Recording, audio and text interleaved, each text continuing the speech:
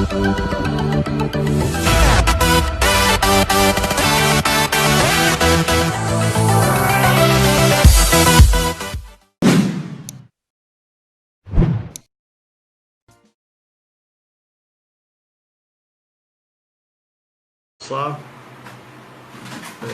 live de hoje. Já estamos aqui com o José Portela. Um abraço aí, Portela. Temos aí um tema interessante para você que gosta da política, que são as pesquisas, né? Hoje nós vamos conversar sobre pesquisa com o meu amigo Agliberto, que é diretor do Instituto Ampla, certo? Então, meu amigo Agliberto, que então vamos iniciar agora. Diretor do Instituto Ampla, certo? Vamos iniciar agora a nossa live de hoje. Como prometido, nós vamos nos ater mais agora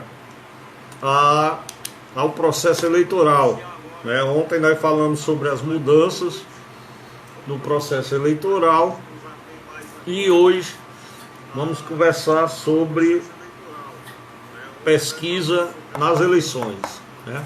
Meu amigo Paulinho Pulgarter, Renovação aí política à vista, aí com a gente também para participar dessa nossa live de hoje.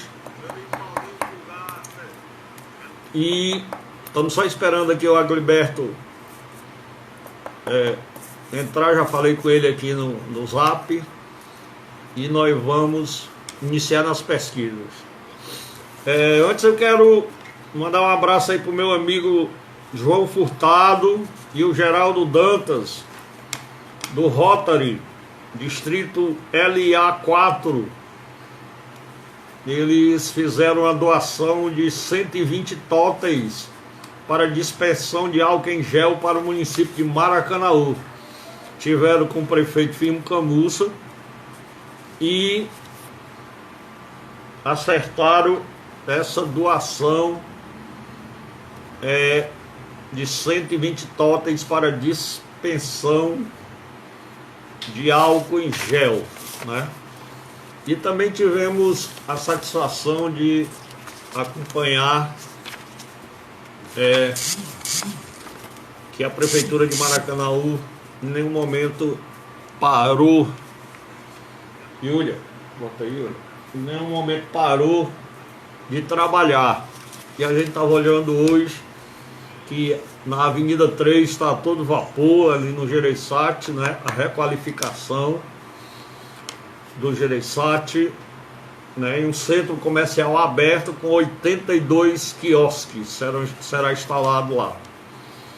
Como também as obras da Avenida Manuel Moreira Lima, né, a duplicação lá e gasto, obras em infraestrutura viária.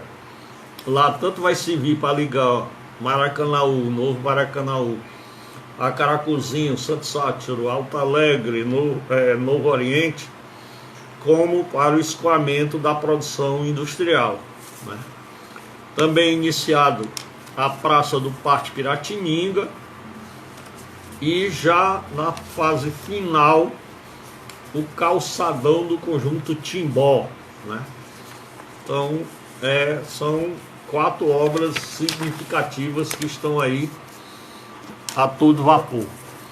Nós estamos aqui com o Adriano Runiker. Eu vou querer um livro daquele emprestado, viu, Adriano? Para dar uma lida, né? Então, muito boa aquela literatura que você adquiriu, muito importante. Então, estamos aqui vamos já falar de pesquisas eleitorais. Ontem nós falamos de eleições, começamos a falar sobre a questão da cota de participação financeira para as mulheres nos partidos políticos. Olha, quem é presidente de partido é preciso saber que isso está dando desaprovação de contas. o partido é obrigado a aplicar 5% do que recebe, incentivo à participação da mulher na política. E praticamente não estão aplicando, certo? Olha, para você ver,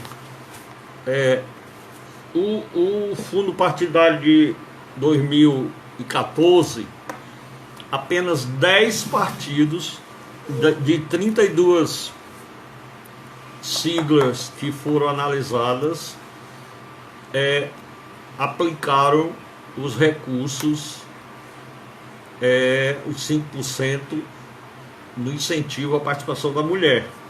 Esses partidos, os outros 22 que não aplicaram, que não cumpriram o percentual mínimo de incentivo à participação feminina, eles são obrigados a aplicar no ano subsequente ao julgamento das contas. Ou seja, eles terão que, se aplicaram 2%, vão ter que aplicar 3% para completar os 5%. E mais uma multa de 2,5% desse percentual. Certo? Então, a multa das 22 legendas deu 5.694.035 centavos, R$35,81. Né? Quais foram os partidos que cumpriram a lei e aplicaram os 5%? O PL, que é o antigo PR, o PP, o PTC, o PSC, o PRP, o PSTU, o PTB, o Podemos, o PPL e o Patriota, que era o antigo PEN. E não cumpriram a cota, não aplicaram o PCB, o PCdoB, o PCO, o PDT, o DEM, o MDB, o PMN, o Cidadania, o PRB, que é o Republicanos, o PRTB, o PSDB, o PSB, o PSDC, o PSL, o PSOL, o PT, o PTdoB, que é o Avante agora, o PV, o PSD, o Solidariedade e o PROS. E esses partidos podem ficar sem receber fundo partidário. Agriberto está aqui com a gente. Participar com a gente dessa live sobre pesquisas eleitorais. Pronto, aí, meu amigo. Rapaz. Deixa eu fechar aqui para melhorar aqui. Você como sempre, está iluminado por trás. Aqui. Fica melhor aqui.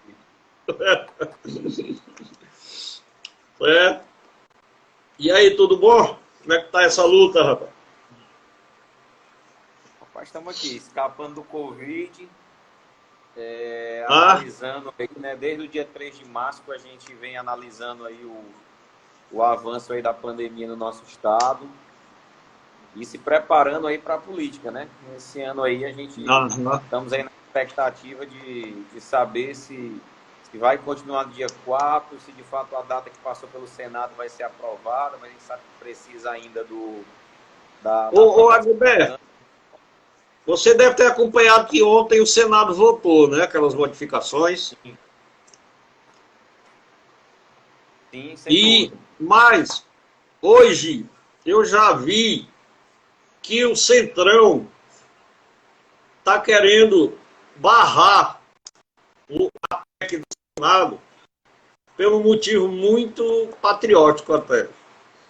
Eles dizem que com a eleição menor, mais rápida, e agora os candidatos deles estão na frente, não vão ter problema. Ou seja, eles não estão preocupados com a questão sanitária do povo brasileiro. O problema é fazer eleição rápido, porque acredito que o momento está bom para os seus candidatos. Como é que você vê isso?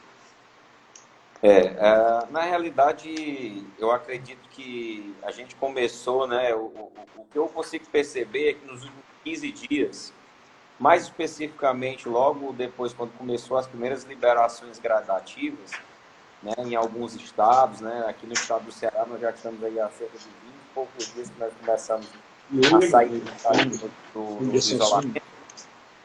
O que eu percebi é que as pessoas interpretaram, né, que a saída gradativa, na realidade, era como se fosse o fim da pandemia, né? E a gente sabe que isso não é o fim da pandemia. A gente sabe que a gente ainda tem muita luta pela frente. A gente sabe que esse vírus é algo que a gente só consegue analisar a movimentação dele após 14, 21 dias, né? Então, a gente teve a nossa segunda liberação agora, pelo menos falando com o Ceará. Nós tivemos a nossa segunda liberação de fase agora, que é a liberação mais, assim, que a gente tem que ter mais cuidado, né? Que é a liberação que a gente, de fato, vai liberar os espaços públicos, vai liberar o shopping, vai liberar os restaurantes. Então, assim, eu acho que pensar em eleições dia 4 de outubro é algo ainda muito prematuro, porque a gente não sabe, de fato, como é que vai se comportar, né, a questão do vírus, né? Mas a gente vai ver aí como é que vai ser a votação aí na Câmara, né? Algumas pessoas dizem, né, que os candidatos que estão em primeiro lugar, para eles aí realmente a questão de adiar as eleições é como se tivesse dando aí 45 dias a mais aí para que a concorrência tente tirar essa diferença, né? Mas eu acredito que a questão sanitária ela vai ter que ser, ela vai ter que prevalecer, né, em detrimento de qualquer pretensão política.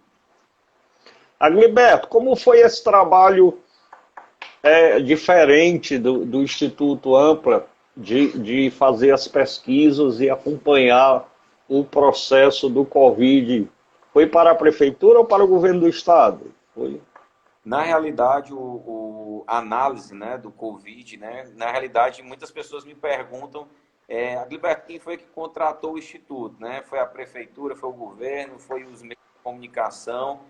Na realidade, ele foi uma iniciativa realmente voluntária do Instituto, né? A gente, coincidentemente, o nosso diretor de estatística, que é o Nonato, ele é doutor, né? Doutor em modelagem de dados. E a questão do coronavírus não é algo que surgiu de meses para cá, né? O coronavírus, na verdade, é uma nomenclatura nova, que foi o Covid-19. E, coincidentemente, o Nonato, ele já tinha sido orientador, né, de um aluno aí de doutorado, que era exatamente avaliando sobre o coronavírus, né? Como é que funcionava a questão das curvas epidemiológicas do coronavírus. E aí eu me lembro que a gente estava no feriado de São José, quando a gente começou praticamente, né, fazia mais ou menos uns 3 dias, né? O primeiro caso foi no dia 15 de março, o primeiro caso aqui no estado do Ceará. E a gente estava no feriado quando ele me ligou, né? Alberto, cara, eu tive uma ideia aqui, um insight aqui. Eu disse para ele que foi um insight do céu. Por que a gente não analisa os dados secundários, né? Os dados oficiais fornecidos pelo governo do estado? Porque eu tenho modelos aqui estatísticos que eu consigo, sim, fazer a previsão, né? Fazer a previsão do pico, fazer a previsão do número de leitos necessários, fazer a estimativa de contaminados. Então, assim, foi uma iniciativa totalmente voluntária, né, seguindo a missão da Ampla, né, que é gerar informação e entregar informações realmente para a sociedade. E deu muito certo, né? Assim, a gente acabou meio que se confundiu com muitas coisas. Muita gente me pergunta, de fato, se teve alguém pagando as análises, mas não teve ninguém pagando. Pois nós estamos devendo a você, viu? Porque nós estamos devendo a vocês essa ideia, porque eu usei muito aquelas análises junto à Secretaria de Saúde do município, sabe?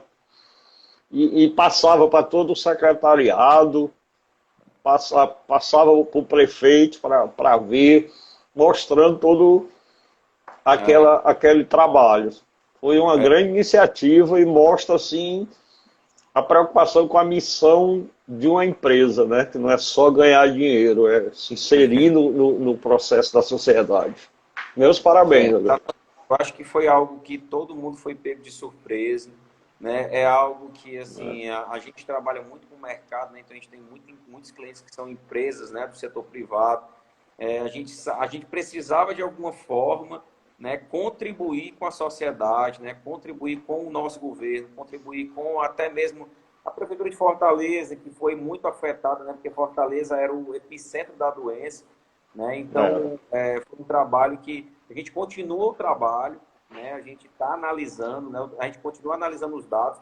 Por quê? Porque é muito importante analisar pelo menos a cada 15 dias após a liberação das fases, né? Hoje, assim, dado atualizado, o estado do Ceará, né, a nossa taxa de reprodução, de transmissão, ela se mantém em 0,78, né? Isso é um dado muito bacana, mesmo que em alguns municípios a gente notou, né, que houve o decreto lockdown agora, eu vi que Tauá fechou, né? Alguns municípios realmente começaram a ficar de forma mais rígida o isolamento, mas de um modo geral, né, pegando a informação do estado como um todo, a nossa taxa de transmissão está em 0,78, o que significa que hoje uma pessoa contaminada, de modo geral, no estado do Ceará, ela está transmitindo para menos de 1. Né? Então, assim, é muito bacana porque a gente consegue ver que, de alguma forma, o governador, com as suas ações, né, a gente tem que dar palmas para ele, porque realmente foi um dos primeiros estados a decretar o isolamento, é um dos estados que mais testam, né? Então a gente conseguiu apenas dar uma forcinha aí, né, usando a nossa expertise e realizando essas análises. Eu sempre digo, viu, Agber, a gente aqui no município somos historicamente oposição ao governador, mas eu sempre digo, por honestidade e por ética, que eu fiquei muito feliz com as decisões e com as ações do Estado. Tá? Nós temos problema com eles aqui. Tivemos problema de hospital de campanha, vai fazer, não vai, quem é responsável, financiamento dos leitos que nós instalamos, isso aí não tira. Nós temos problemas específicos com o governo do Estado, com a Secretaria de Saúde. Mas, nas ações gerais, como cidadão, acredito que teve o que faltou a nível de governo federal para esse negócio estar melhor menos ruim do que o que está hoje. Tá? Teve muita decisão. Sem dúvida, engraçado, né? Você sabe, você conhece o trabalho que a gente faz, né? Nós somos um instituto, não existe partido, nós somos apartidários, né? Na realidade, a gente tem a nossa ética, a gente sabe que em algumas campanhas, principalmente em campanhas majoritárias, né? Nós somos sempre procurados, né, por conta da nossa expertise, para poder realmente estar dentro, a fundo de algumas campanhas, mas nós somos apartidários, né? E aí eu gosto sempre, algumas pessoas, e muitas pessoas até falavam que as análises eram do governo do estado, porque sempre eu elogiava, né, as ações do governador. A gente elogia o que tem que elogiar, né? Como diz a palavra de Deus, dai de César o que é de César, né? E de fato, né, as ações do governador realmente foram ações que eu acredito que foram cirúrgicas, não mediram esforços, né? Muitas pessoas, principalmente a área da economia, criticou muito, né? Porque queria de alguma forma libera. E eu fico muito feliz de ver um gestor público, né, expondo expressamente que trabalha com dados, né? Trabalha com a ciência, né? E a gente fica muito feliz porque a gente sabe que a gente contribuiu, a gente sabe que nossos relatórios estavam na mesa, né? Sempre quando a gente soltava, né? Eu achei muito bacana que a primeira vez que se escutou falar sobre o R do Estado, né, foi até na entrevista que ele deu no Roda Viva, e ele disse, olha, o R do nosso Estado está em 0,76, né? E o Instituto Amplo ele foi o primeiro a liberar o R do Estado, a gente liberou essa análise às 18 horas, e quando foi por volta mais ou menos das 20 horas, ele estava falando que o R do Estado era em 0,76, né? Então, assim, temos que dar palmas aí, torcer para que a gente consiga realmente sair dessa pandemia aí melhor do que nós entramos, né? É isso mesmo. Agora vamos entrar aí no que o povo está interessado, certo? Um abraço aí para a Dora, que também faz lives por aqui, o Léo, o Pedro, a Beca, o David, Gênesis, nossa amiga aí que acompanha a vida partidária, né? secretário de um partido político, o guia comercial também entrando aqui, o Estênio, então toda uma galera passando, ficando e assistindo a gente. Agriberto, uma eleição atípica, Qual vai ser das pesquisas, o processo dessa eleição que nós vamos ter agora? Eu acredito que vai ser uma eleição até mesmo não somente atípica, mas eu acredito que vai ser uma eleição até histórica, né? Porque eu acredito que ninguém estava preparado para o que nós estamos enfrentando. Eu acredito que se as empresas não estavam preparadas, imagine exatamente os gestores, imagine os candidatos. Então, assim, é uma eleição que até então nós não sabemos qual é a data exata, né? A gente já vê algumas pessoas dizem que vai adiar, o Senado já passou umas novas datas, mas a gente sabe que existe um movimento interno dentro da Câmara que quer que as eleições se mantenham realmente no dia 4 de outubro. Muitas pessoas falam sobre a questão meio das redes sociais, né? Muitas pessoas ficam falando que vai ser as eleições das redes sociais. Eu, pessoalmente, né, Agliberto, eu não gosto de ficar em cima de muro. Eu acho que as redes sociais, sim, vão ser... Vai ter o seu peso, né, vai ter a sua significância, mas eu acredito que, principalmente nas eleições do interior, eu acredito que vai ser muito difícil o tradicional realmente porta a porta, o tradicional realmente andar pelas ruas, se vai estar de máscara, se vai estar sem máscara, se vai estar usando proteção facial. Então, assim, é algo que... Eu estou escrevendo até um artigo, Alan, depois eu vou compartilhar contigo, que eu digo que é o seguinte, tem pessoas que trabalham com pesquisa durante toda a sua gestão, mas eu estou falando que tudo que você fez até a pandemia, esqueça, porque agora vai ser tudo novo. Né? Então, assim, não adianta dizer assim, olha, eu tinha pesquisa até o dia da pandemia. Vai ser tudo novo. O eleitor, na realidade, não somente o eleitor, mas a população, ela está psicologicamente, muitos deles abalados. Tem pessoas que perderam seus empregos, né? O índice de desemprego aumentou significativamente em todas as regiões. A economia baixou muito, né? Então também a economia baixou muito em alguns municípios, né? Então, assim, eu acredito que mais do que nunca, o candidato que demonstrar a maior transmissão de esperança para esse eleitor, ele vai estar partindo na frente, né? Porque hoje eu acredito que não, mais do que nunca, não há espaço para falácias, não há espaço para poder as pessoas fazer o mais do mesmo. Eu acredito que a gente vai ter que não somente mostrar propostas, mas a gente vai ter que, de alguma forma, materializar essas propostas na prática, né? Porque mais do que nunca o povo precisa de esperança, ele precisa de melhorias.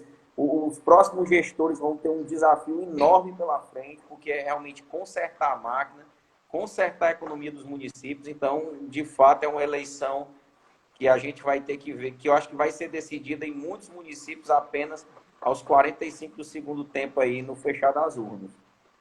E você vê, Agriberto, que você não citou um fator que eu considero também fundamental, é a perca de entes queridos, o que abala a pessoa na fé de todas as outras coisas, né? Exato. Então, você acha que a pergunta, o que você fez na época da pandemia, será uma pergunta fundamental dentro desse processo eleitoral para os candidatos?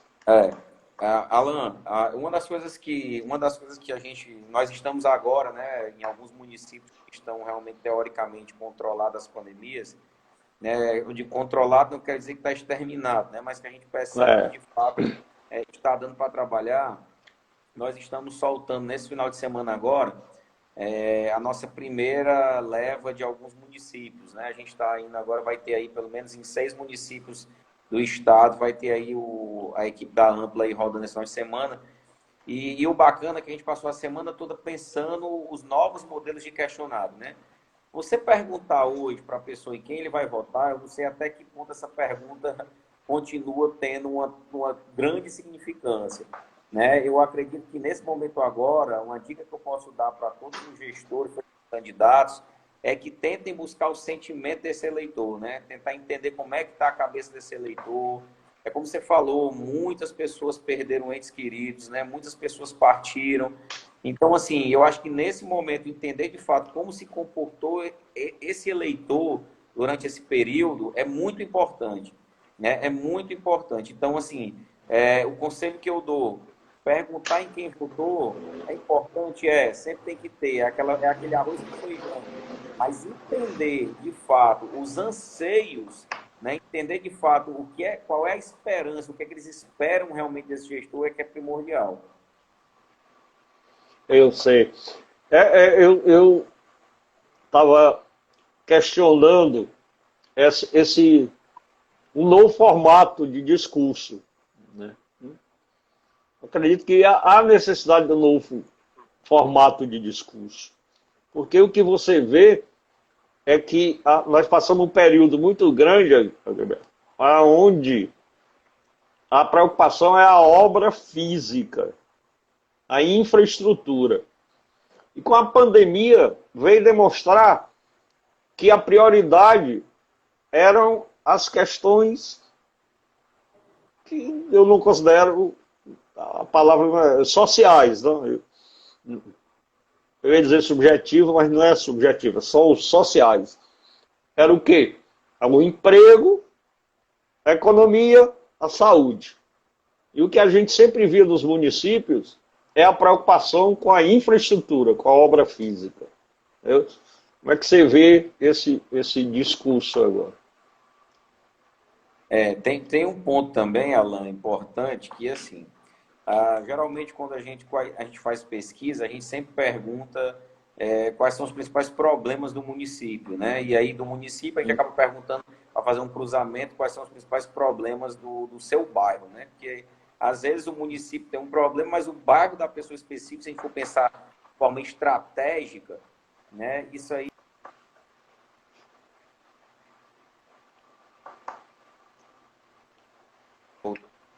Então, assim, um dos pontos que é interessante ressaltar é o seguinte.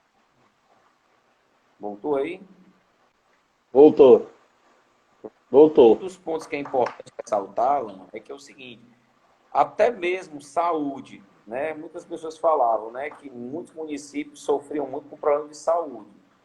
A gente pensando de forma estratégica agora, vale ressaltar que o gestor, as pessoas, né, o concorrente que usava muito isso como pauta de saúde do município, é algo que, assim, quem está com a máquina na mão, quem está com a gestão, o que ele vai acabar falando? Ele vai dizer que o problema de saúde foi algo que o mundo foi impactado pelo problema de saúde agora. Né? Então, outro detalhe importante é que até mesmo as mazelas dos municípios, elas acabaram de alguma forma, dependendo dos setores de economia, setores de saúde, setor de turismo, eles acabaram de alguma forma, por conta dessa pandemia, mascarando um pouco até mesmo as mazelas que já haviam no passado. Né? Então, porque se tornaram mundiais, né? Universais. Exatamente. Então, assim, eu acredito que aí volta muito para aquilo que você falou no início da nossa conversa. As estratégias vão ter que mudar. Né? Ninguém vai mais vencer eleição falando que o problema do município, do gestor passado, o problema está na saúde, o problema está na falta de emprego. Porque, na realidade, o que está acontecendo é que, nesse momento agora, isso aí foram problemas que foram afetados no Brasil. Não só Brasil, mas mundiais. Né? Então, assim, não sei qual vão ser as pautas que vão realmente... eu tenho certeza, vai ser reestruturação. Eu acredito que quem realmente usar essa pauta da reestruturação, da questão realmente de você realmente tentar reestruturar a economia, reestruturar de fato realmente o ânimo da população, eu acho que isso vai ser muito importante nessas eleições. Eu vejo muito essa questão, até me preocupa, toda essa estrutura de saúde, passando a pandemia, ela fica. Porque o que a gente via era a carência de UTIs.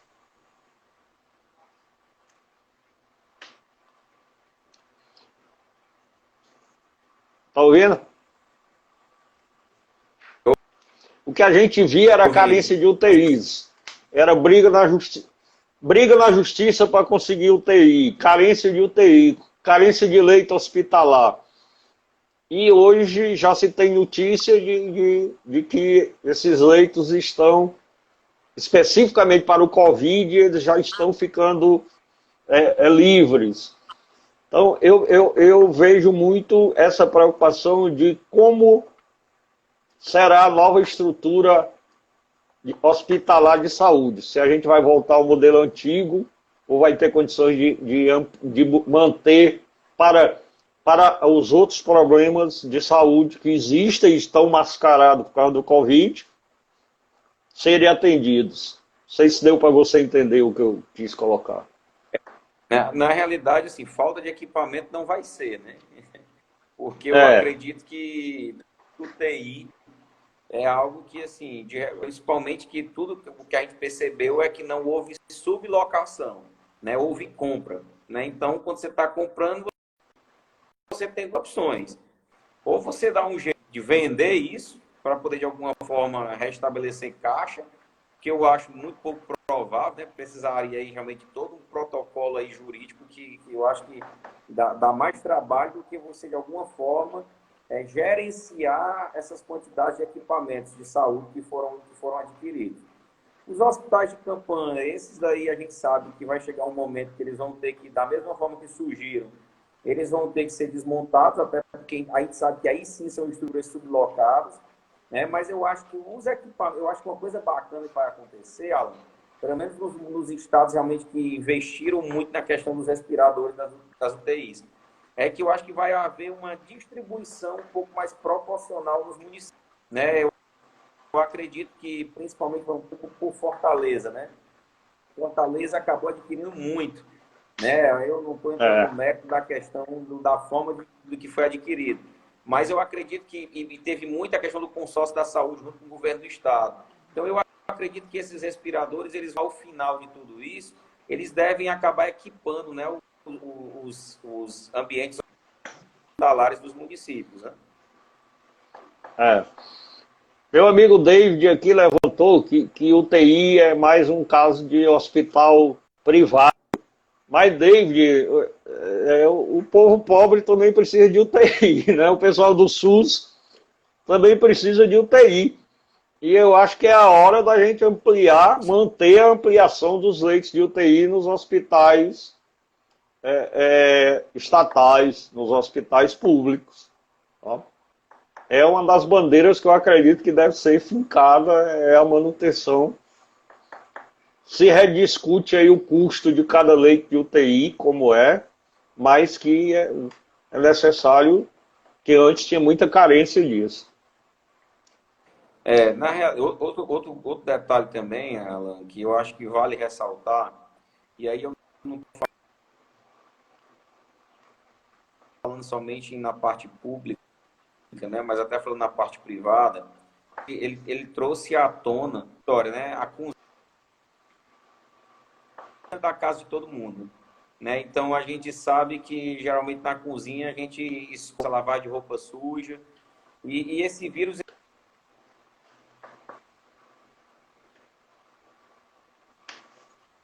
privadas possuem, mas até mesmo das gestões públicas, né? A gente teve que sair correndo aí para poder adquirir esse restaurar em um plano de governo, de auxílio de governo para poder conseguir manter funcionários. Então, na realidade, que a gente pegue realmente para o bem, né? Eu acredito que esse vírus, pessoas que conseguiram passar por ele, as empresas que conseguiram se manter abertas, os cofres públicos, né? As gestões municipais, por exemplo, os municípios de menor recolhimento de renda, os que conseguiram passar por essa pandemia, né? E estão realmente de pé, eu acredito que eles vão ter como exemplo, né, que a gente tem que... Aquela velha história do poupar, né? Do poupar, da gente se programar, da gente realmente saber que o nosso sistema de saúde esteja preparado para algo que infelizmente, é igual o seguro de carro. Né? A gente, quando faz um seguro de carro, a gente faz querendo que nunca esse carro seja roubado, nunca esse carro vá bater, mas de alguma forma a gente está pagando por aquele seguro. Então, da mesma forma, eu acredito que os equipamentos de saúde, né, de todos os municípios, de todos os estados, vai ter que ser da mesma forma. Né? Não tem que sair correndo para comprar quando acontecer uma pandemia dessa novamente, não. A gente já tem que ter uma reserva pronta para que a gente possa realmente trabalhar com segurança com o dinheiro público, né?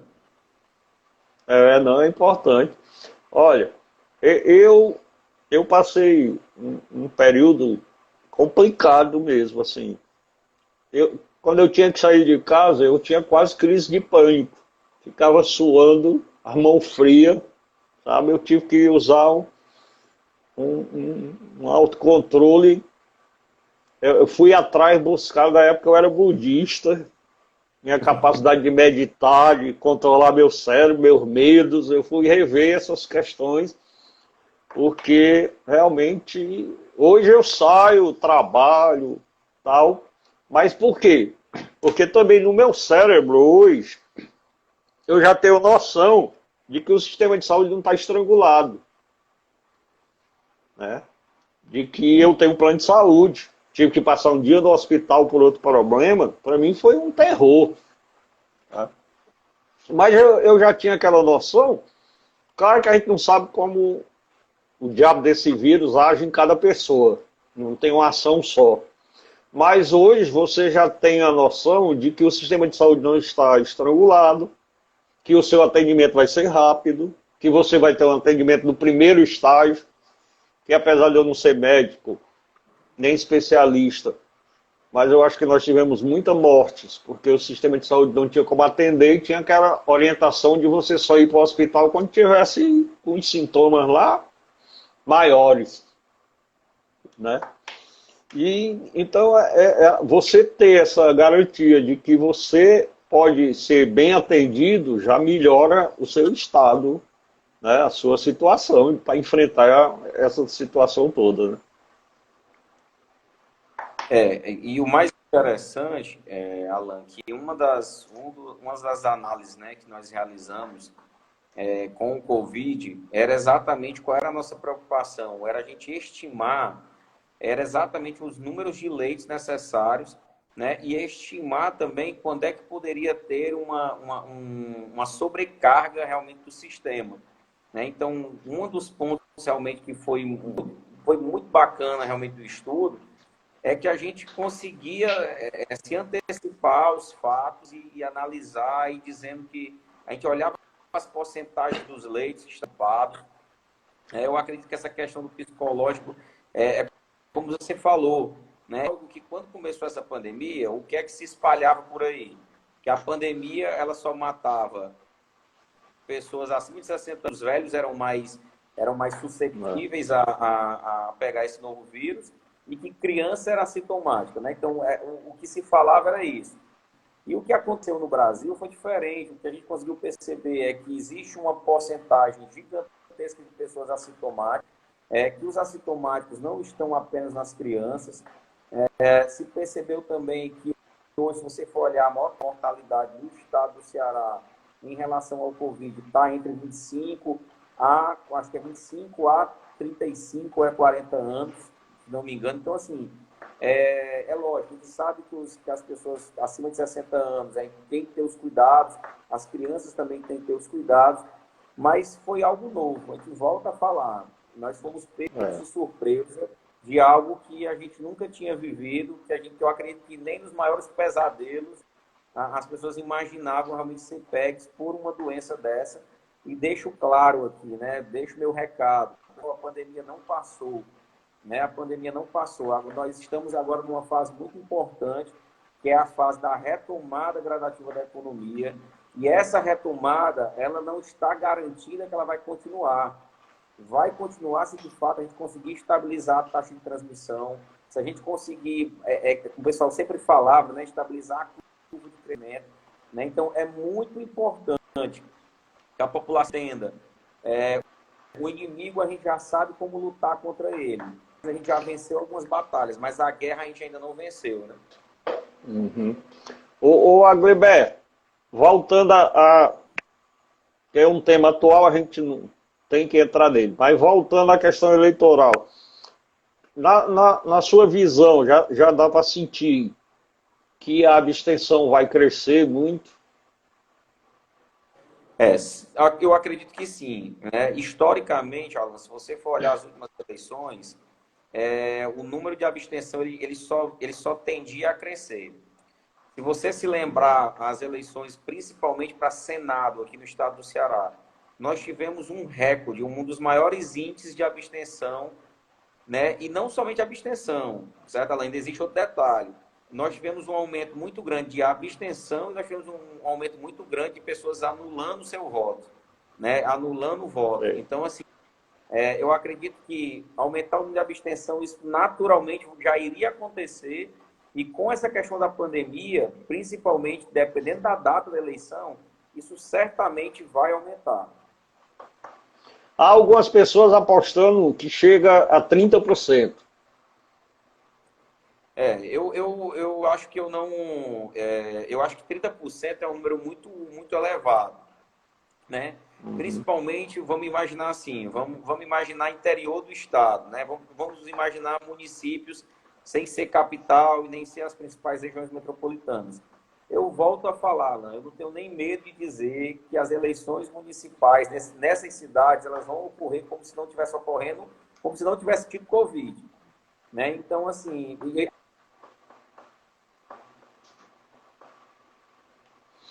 e aí você sabe que existe um fator, que existe sempre aquela questão das pessoas tentarem de alguma forma arranjar um transporte para poder levar as pessoas até as zonas eleitorais. Então, assim, 30% não. Eu não eu acho que eu dizer um número agora seria um pouco irresponsável. Claro, lógico. Mas eu acho que a gente, com certeza, nós vamos superar a marca histórica dos últimos 10 anos de eleições. Aqui em Maracanaú há uma média histórica de entre abstenção, brancos e nulos, chega a uma margem de 20, 22%, 21%. Nos estudos que a gente faz. Eu acho que se a gente somar, assim, aí eu acredito que somando essa questão, né, de brancos, nulos e de pessoas realmente que não irão comparecer às urnas, eu acredito que sim. Aí, se a gente faz essa soma, né, eu acredito que a gente pode sim chegar aí próximo desses 30%. Eu vi até que teve alguém que está acompanhando a gente na live aqui que até tinha falado os 30%. Aí eu acredito que quando a gente somar esse percentual, eu acredito que talvez a gente possa chegar realmente próximo disso. O Agriberto, um processo de pesquisa, certo? Você acredita que com as redes sociais, com tudo, há uma mudança na forma da pesquisa? Vocês pesquisam redes sociais também? Ou só é em campo? Como é que está esse processo? Como é que foi adaptado isso?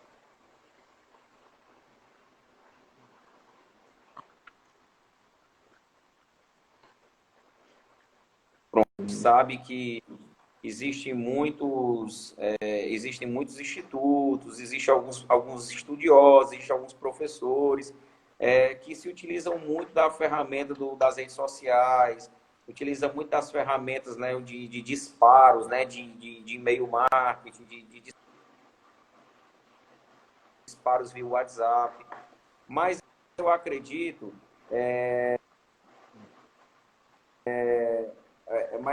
que do dado primário do Estado. Eu acredito que não existe mais espaço, Alan, para pesquisas feitas em papel. Né? Eu acho que nós estamos hoje numa dinâmica hoje que a gente não tem mais tempo de mandar um entrevistador para a rua, né, com vários questionários no papel, mandando ele aplicar esse questionário no papel, para que esse questionário volte para dentro do escritório, para que a gente digite esse questionário. Então, assim, eu acho que isso daí sim, eu acredito que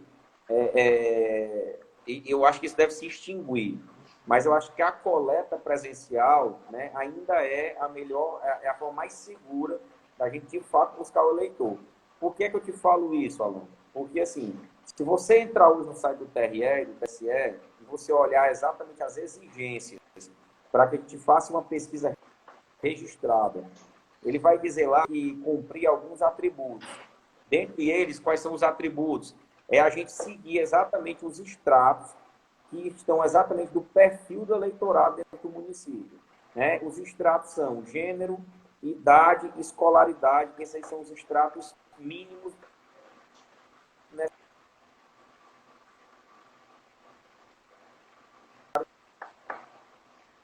que tem que se cumprir.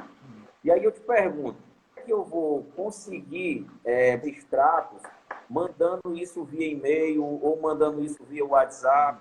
Aí um professor falou assim, não, mas isso hoje, o Instagram, ele já nos dá esse... Falei, de fato, ele dá o perfil do que aquela pessoa está dizendo que ela é.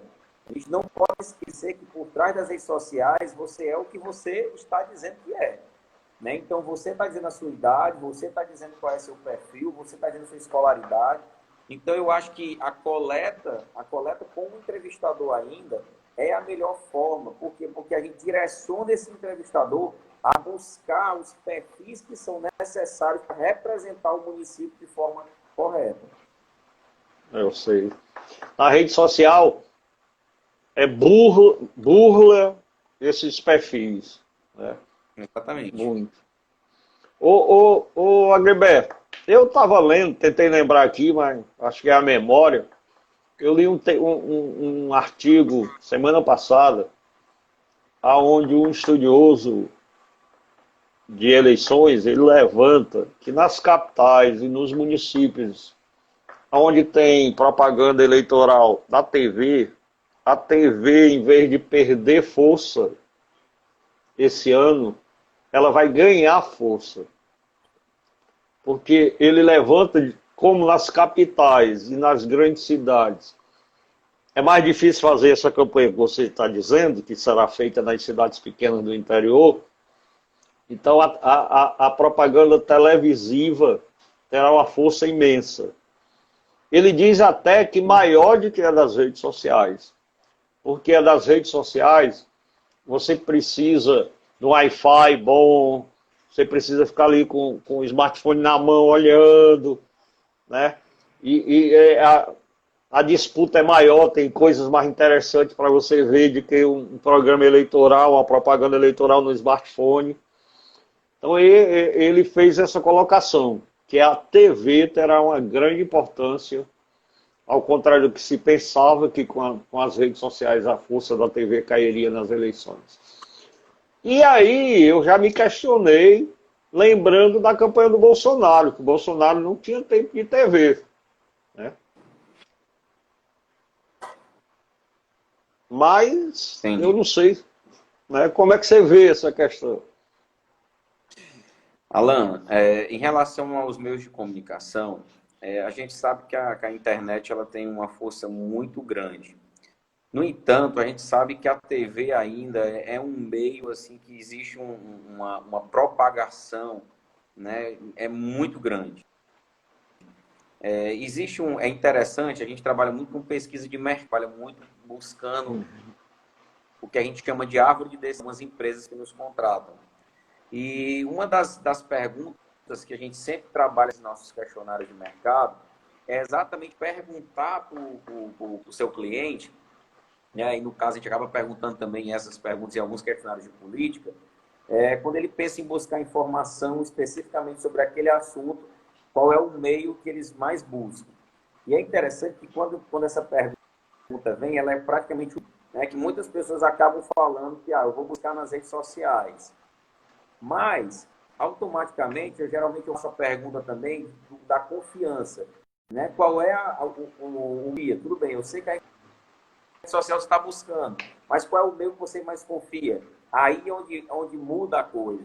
Né? Porque aí os meios tradicionais, a televisão, o rádio, o jornal impresso, ele ainda volta com essa força e dizer assim, são meios que, de alguma forma, não sei se por conta desses meios, eles têm uma normativa que fiscalizam ele de forma mais rigorosa, então isso passa um pouco mais credibilidade para as pessoas. E aí, quando a gente pergunta qual é o meio que eles menos confiam, o que é que acontece? Acaba vindo a internet, as redes sociais. Então, ao mesmo tempo que ela é uma rede que eles buscam muito, mas ela é um local que que não passa tanta credibilidade para eles. Então, por isso que eu acredito que a televisão ela vai ter sim a sua força, né? Eu acredito que o fenômeno Bolsonaro, eu acho que é tudo menos a internet. Eu acho que eu sou defensor de dizer que é tudo menos a internet. Eu acho que o fenômeno Bolsonaro ele é um fenômeno meio que tipo um voto de protesto. É aquele voto assim, era o anti-PT, né? Anti-PT, antipolítico, corrupto, antipolítica tradicional, juntou vários antes, né? Então, assim, eu acredito que eu já escutei isso de alguns candidatos falando que não, a gente vai para a internet porque o nosso presidente foi eleito pela internet, né? Mas eu costumo dizer, eu até brinquei com um candidato ontem, estava tomando um café com um candidato a presidente, e aí eu falei, mas você não vai querer levar facada também não, né? Porque também, então, assim, então não adianta. Eu acredito assim que a gente não pode menosprezar os meios tradicionais, principalmente os municípios, né, que realmente têm o seu horário eleitoral, né? Então o rádio ainda é muito forte, né? Eu noto, Egleberto, que o pessoal despreza o rádio. Os candidatos faz um programazinho meia boca, não quer gastar dinheiro com rádio. Eu acho que nessa eleição eles deveriam ter mais cuidado com a produção radiofônica, não? Sim, na realidade o rádio ainda tem sua força, o rádio ele tem o seu público. É lógico, se a gente for querer comparar uma audiência de um rádio de 20, 30 anos atrás, com certeza a queda é extremamente significativa. Mas o que é interessante, Alan, que olha como as coisas... a internet, ela meio que se adaptou, né? Se você for olhar agora as redes sociais, por exemplo, de um político, os caras têm vídeos nas redes sociais que são verdadeiras obras cinematográficas, né? Então, hoje, os caras estão trabalhando com vídeo. Então, o que eles estão fazendo? Eles estão alimentando a rede social deles com vídeos. Vídeos que contam a história, vídeos que contam exatamente o trabalho deles. E aí, o que é que acontece também? Nós fomos apresentados a uma nova modalidade também, que era os podcasts, né? Que também não deixa de puxar a essência do rádio, né? Como se fosse um monólogo do rádio. Então, assim, eu acredito que no final das contas, o rádio está se adaptando, vai chegar um momento que ele vai se adaptar. A TV, ela está evoluindo, a TV ela está ficando cada dia mais digital, ela está ficando cada dia mais conectada com as plataformas digitais. Então, eu acredito que sim, vai ter seu peso, vai ter sua força, né? E realmente são meios que a gente não pode menosprezar. Essa semana, você falou, eu lembrei. Essa semana teve dois fatos que eu achei interessante. Um candidato chegou para mim e disse, Alan, eu vou ser o Bolsonaro de Maracanaú. Eu digo, rapaz, mas tu avisou o povo. Tu criou o Estado, né, para isso. Ou tá só no teu subconsciente. Aí eu ainda disse assim, eu vou parar por aqui, porque eu não vou te dar assessoria gratuita. Mas a pessoa pensa que é só querer. Não, pai, eu vou usar a rede social, vou ser o Bolsonaro do Maracanã. Não entende aquilo que a gente acabou de falar. A subjetividade que estava na sociedade, que a sociedade desejava. Muitas pessoas, aquela história, muitas pessoas estão dando mérito do Bolsonaro às redes sociais. Né? E o nosso presidente, ele gosta, né? Ele acabou continuando, né? Ele tem lá as lives que ele faz, né? Ele tem o pronunciamento dele. Mas é aquela história, Alan, eu não acredito que um raio caia duas vezes no mesmo lugar, entendeu? Então, assim, eu acredito que tem uma postagem que eu vi de uma agência de publicidade que ele dizia assim, tudo evolui, né? E lá nessa agência ele fazia um paralelo que ele pegava, não sei se você se lembra, eu acho que com certeza vai se lembrar, ele pegava aquele porta-moeda do Tasso, né? E ele pegava o taço como se estivesse numa tela do Instagram. E aí ele fazia uma brincadeira, né? O porta-moeda numa mão e o celular com o Instagram na outra. E era assim, tudo evolui, né? Então, de fato, tudo evolui, né? Então, assim, a gente saiu de uma campanha que a gente, esses souvenirs, ele era algo que, assim, você guardava com você e você levava aquilo dali no seu bolso. Hoje não, hoje, até porque é proibido, né? Também hoje está proibido pela legislação desses brindes, né? Então, assim, hoje a rede social vai ter sua força, vai ter sua força. Mas eu acredito que ele é um conjunto, Alan. Eu acho que é um conjunto. Se puder ter TV, tem que ter TV. Se puder ter rádio, valorize o rádio. Se puder ter eu não sei se vai poder ter o corpo a corpo, né? Mas eu acho que é um conjunto de fatores e não somente um elemento de uma mídia, né? Olha, o vereador Thales está aí com a gente, o vereador de Maracanaú, assistindo. Thales, ele faz muita rede social. É um vereador que está muito presente nas redes sociais. Olha, outra coisa que a gente estava falando, Gilberto, que achei muito... Eu tenho um amigo mais antigo que ele se adaptou às redes sociais. Mas ele tem mania de dizer o seguinte, não, saiu na rede social, agora eu vou esperar. Sair na TV, eu acho que é verdade. Quer dizer... Eu vi na rede social, mas eu vou esperar. Como que eu vou esperar o Jornal Nacional? Eu vou esperar. Se sair na TV, é verdade. E isso realmente é muito verdadeiro. A TV, o rádio, o jornal passam como órgão oficial. Não sei se é porque a punibilidade para eles é diferente, né? Eles não podem ter essa questão também. E a rede social passa mais como antro de fofoca. De você disseminar tudo. Ó, tem uma história interessante, Alan, que a gente fazendo um grupo focal, e a gente estava fazendo um grupo focal com uma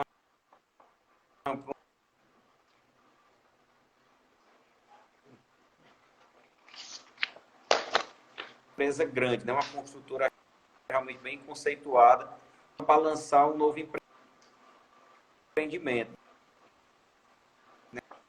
Aqui em Fortaleza. E aí a gente no grupo focal conversava e a gente perguntava no grupo focal qual uma ação. E eu achei, rapaz, eu tô muito de receber aqueles panfleto não, trabalhado, é um material bom. E aí na hora eu me questionei, será que isso ainda funciona? E aí foi onde ela começou a contar a história, né? Ela disse, olha, é o seguinte, a gente pega o folder, com esse folder aqui a gente cria a curiosidade de olhar o site, que aí a gente vai criar a curiosidade de talvez visitar o empreendimento. E aí teve outra que falou assim, olha, para mim, quando passa na televisão, me passa credibilidade. E aí ela disse, porque eu sei que se a pessoa está anunciando na televisão, ou que se está passando na televisão, é porque, primeiro, se ele está anunciando é porque tem dinheiro. Então, demonstra que é uma empresa sólida. E segundo, se está passando na televisão, é porque, de alguma forma, houve uma pesquisa e os caras não iam colocar a pessoa na televisão à toa. É muito o que você falou, né? Então, assim, as redes sociais, você qualquer. E eu não sei se você sofre disso, Alan, mas eu sofro muito quando eu entro nas minhas redes sociais, principalmente no Facebook, que é o cientista político de plantão, né? Das redes sociais. Porque todo mundo virou cientista político no Facebook, né? E cada um fala o que quer. Mas aí saber até que ponto aquilo é uma verdade, aí é que é complicado, né? Mudou o velho ditado, né? Porque antes todo brasileiro entendia de futebol, religião, né? E política. Hoje todo brasileiro entende de futebol, religião, política, marketing, saúde, tudo. Quer ser tudo. Quer ser blogueiro, tudo. É incrível a rede social. Eu não lembro aqui o nome, segunda vez hoje que a memória falha, mas tem um intelectual brasileiro que ele disse que a maior virtude das redes sociais foi trazer os medíocres à tona. Eu acho muito pesado, mas em alguns momentos ele tem razão, né? Porque antes, para você escrever um livro, tinha problema, custo. Para você ter um artigo no jornal, tinha que ter. Rapaz, que eu esqueci que eu não sou tão famoso ainda e o Instagram corta com 1 hora. Eu tenho que tentar ficar famoso para ele me dar mais tempo. Mas aí sempre, às vezes eu controlo o tempo, é que a conversa estava tão boa que eu não olhei, deu nem tempo para avisar para a gente. Mas como eu estava falando, hoje a questão da credibilidade do seu discurso e tudo é complicado. Porque tem muita gente, por exemplo, eu vou dar um exemplo, minha mãe é professora aposentada, fez faculdade, fez pós, mas tem hora que eu tenho raiva. Ela chega para mim e diz, Alain, vai acontecer isso, meu Deus do céu. Mamãe, a senhora viu aonde? Não, estava no Facebook. Mamãe, olha o filtro, mamãe. Tudo que sai lá não é verdade. Então, vamos olhar. Aí eu digo, olha, mamãe, eu fui mostrar ela. Tem um site até e uma publicação do Facebook que, se a senhora for ver, a senhora vai ficar doida, que é o Sensacionalista. Que eles criam manchetes loucas que não existem, é o trabalho deles, né? Então, a gente tem que ter esse cuidado e por isso que a TV, o jornal, o rádio ainda cima dessa confiança, né, de você confiar mais na... Sem dúvida. Eu não sei se você recebeu nesses dias, né, uma no WhatsApp, era como se fosse um áudio de uma senhora falando que, olha, não está tendo pesquisa do Covid, não, essa pesquisa na realidade é um povo fantasiado, é uns bandidos, e aí tem um carro lá que está esperando para fugir. E aquilo ali é um absurdo, porque a gente sabia que não era verdade, a gente sabia que a pesquisa... sabia que a pesquisa existia, né? Então as pessoas têm que ter muito cuidado também com o que vão compartilhar, né? O que recebem nas redes sociais e compartilham, porque realmente essa informação prejudica demais até mesmo a democracia da gente, né? Até a questão do pleito eleitoral também, isso acaba ficando muito fragilizado. Realmente é preocupante. Porque o que nós vamos ter, viu, não adianta, o que nós vamos ter de fake news, de aberrações, de coisas nas redes sociais nessas eleições, a justiça eleitoral eu acho que não vai dar conta, viu? Não vai dar conta. É muita fake agora, news. Gilberto. Agora, Gilberto. eu li um livro do Duda Mendonça, e tem uma história dele que eu acho super legal. Ele disse que Miguel Arraes era governador de Pernambuco, né? Segundo, no último mandato dele. Desgastado, um mandato ruim. E aí, estava a dúvida se o Miguel Arraes iria para a reeleição de governador ou se iria para uma vaga de senador, que é o que a maioria do partido dele queria. Aí mandam buscar o Duda Mendonça, né? Aí vai aquele pacote logo, né? Acho que na época era 40 mil reais, passagem de avião, hotel, o dinheiro nem devolvido era só para ele vir tomar um café e conversar, que era a onda dos grandes marqueteiros, né? Dos mitos. Duda foi a Pernambuco, sentou com Miguel Arraes, conversou, viu toda a história e disse, não, doutor Miguel, o senhor me dá 4 dias, eu estou mandando vir aí uma equipe minha, vou fazer um trabalho aqui, o senhor me dá uns 4 dias, depois de 4 dias nós vamos almoçar de novo. Tá certo, assim ele fez.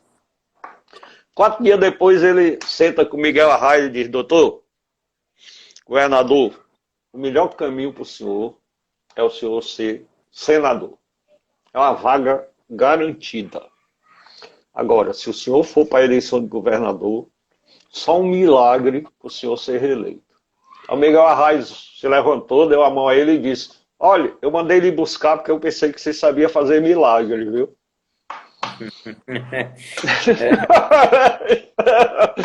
Não, e assim, pesquisa faz milagre, Egberto?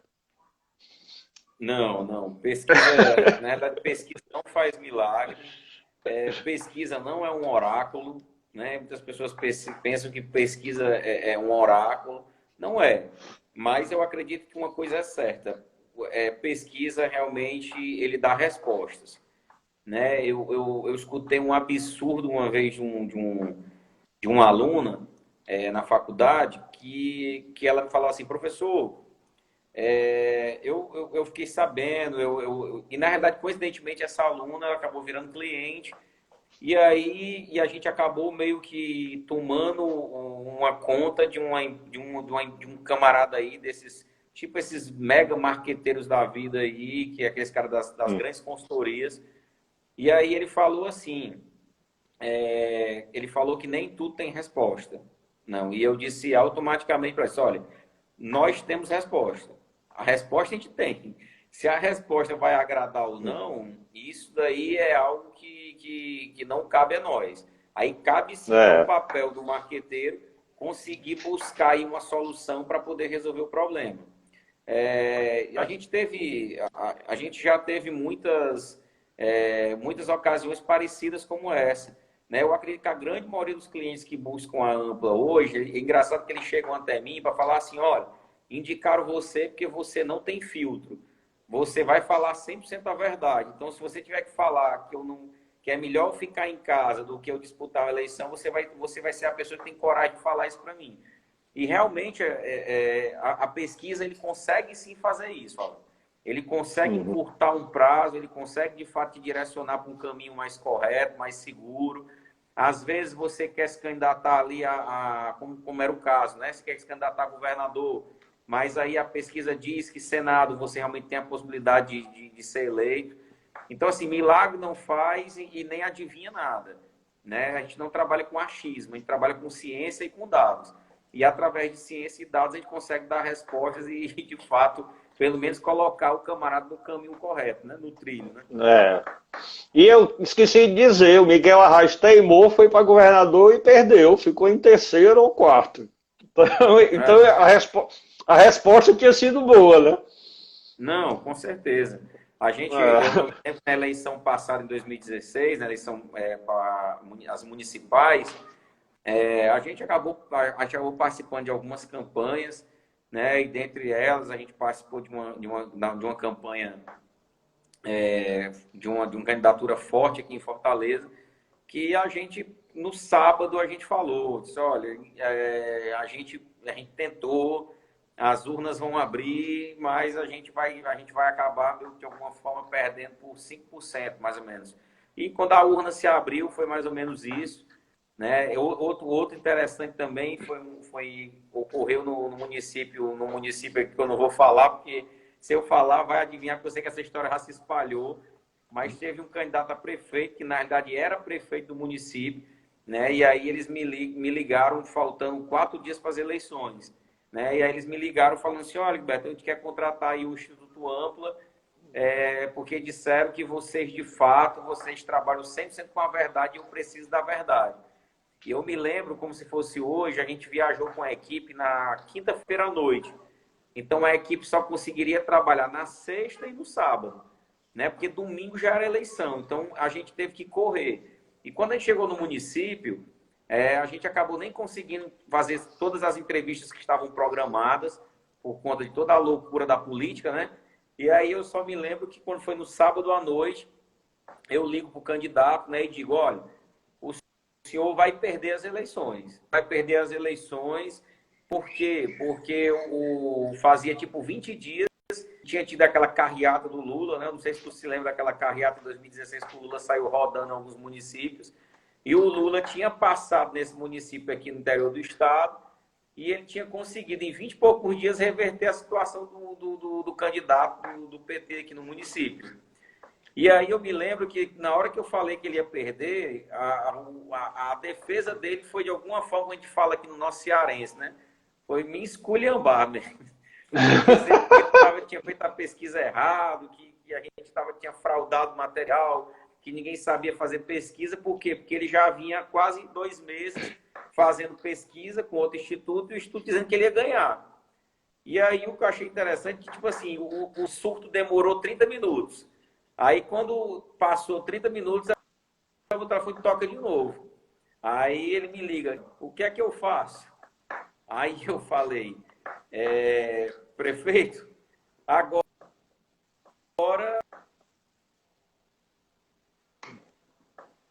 simplesmente o que os números estão apontando é que o senhor vai perder. E realmente, quando abriu as urnas, eu confesso, Alan, que foi algo que esperei abrir, né? Porque realmente foi uma coisa que eu fiquei ansioso. E quando a urna abriu, realmente aconteceu isso, né? Ele ia perder, né? Pela aquela porcentagem que nós tínhamos passado para ele. Então, assim, milagre não faz não, mas a gente dá respostas.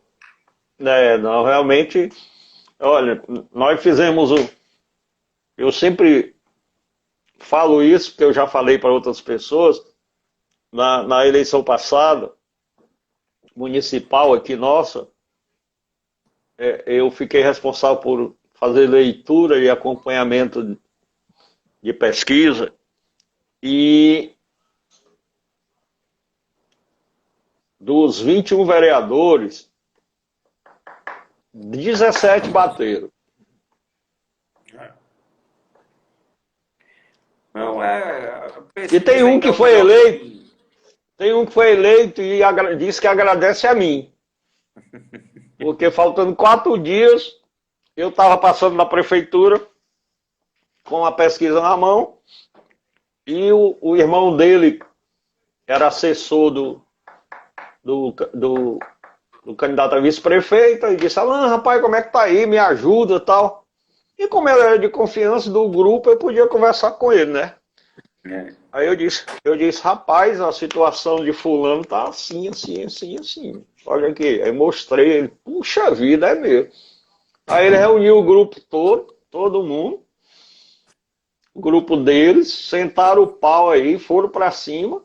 Aí hoje ele diz, rapaz, eu agradeço minha eleição, o fulano ter conversado com o Alan, porque aí todo mundo se levantou das cadeiras de balanço, que você achava eleito, e foram trabalhar.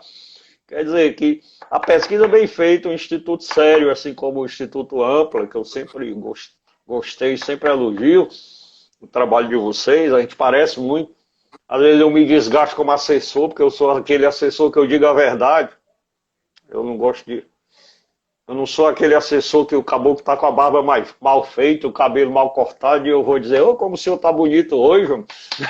Então, eu sou aquele assessor que eu digo a verdade. Eu digo, rapaz, o negócio aqui não tá bom não. Acho que é por aí para a gente corrigir e ir para frente. Leberto, muito obrigado, viu? Tá aberto aí suas últimas... Pronto. Suas considerações, eu lhe agradeço muito.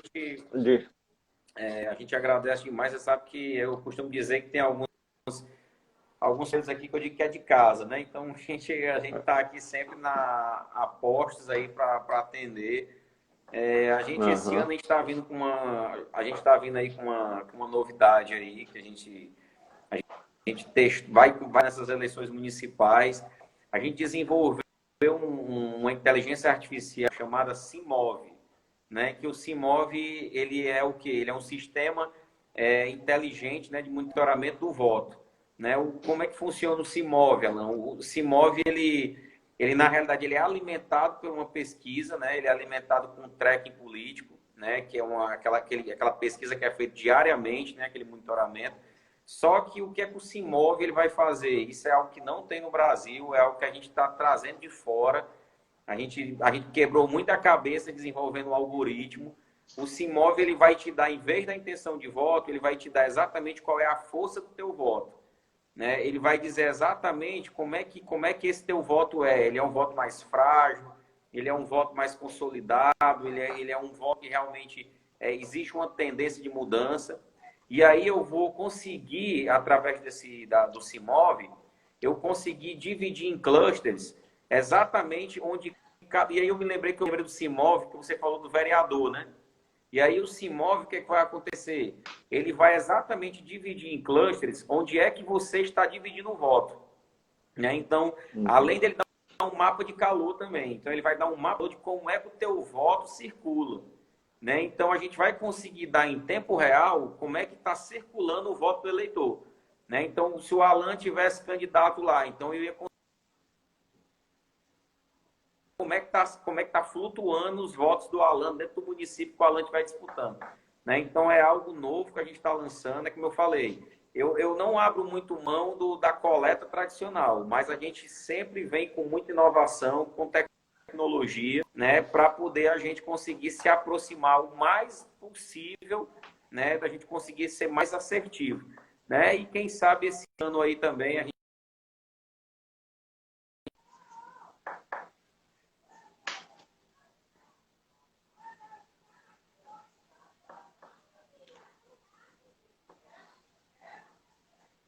Probleminha aí na internet do Alberto.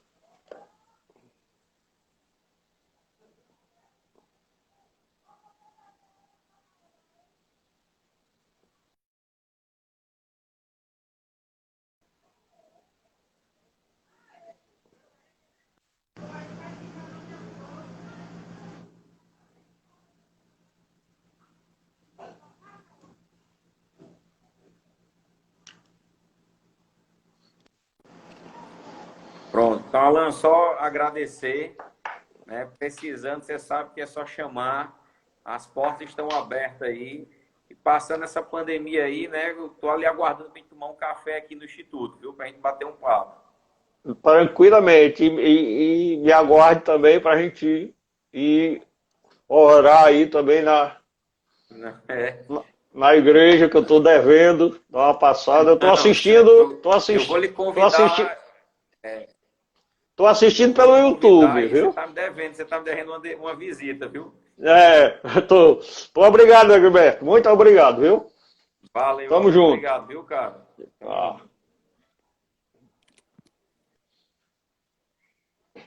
E aí, amigos, tivemos uma conversa com Agilberto do Instituto Ampla, que acompanhou toda a situação e acompanhando o Covid no Ceará, fez amplas pesquisas. O Instituto é especialista em todo tipo de pesquisa, de marketing comercial, eleitoral. Então, recomendo para aqueles que querem ser candidato e querem ter uma candidatura científica, uma coisa certa. Muito obrigado a todos vocês e estaremos aqui no Eleições 2020, na nossa próxima live.